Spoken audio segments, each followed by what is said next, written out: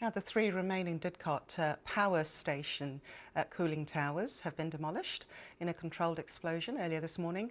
Minutes after the demolition, though, thousands of people in the area said that they'd suffered a temporary power cut.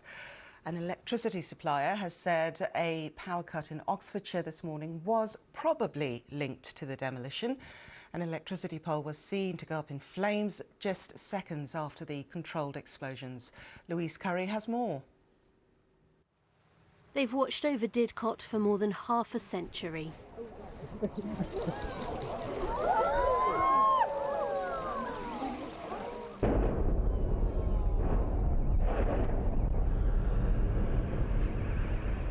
But it took just seconds for the power station's three remaining cooling towers to be flattened. It's quite an emotional thing, really, because those towers have been up since before I was born, so they've always been like a landmark, finding my way home from a long journey. You sort of end up seeing the towers whenever you come in from the motorway, and it's like it's something to say, oh, you're nearly home. I feel quite sad losing them, really. Yeah, skyline's changed now forever. Hundreds turned out to watch, but for some it was more poignant than others. Dan and Kevin worked there for many years.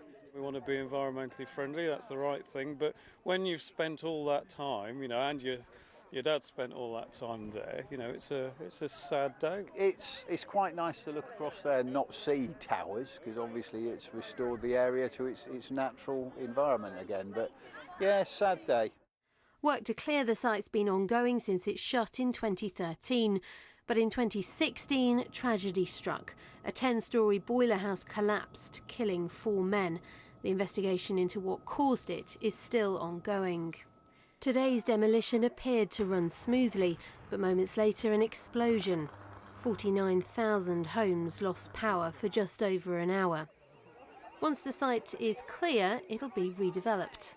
There's already plans to build a hotel there, 400 new homes, and it's going to be a site for business, leisure and also residential. So it's already been changing, it's already going to have its use going forwards. Before that, there's one last demolition planned in the autumn for the largest chimney. Louisa Curry, BBC News.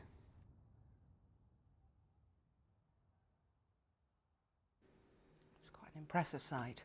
Now, a freak rainstorm in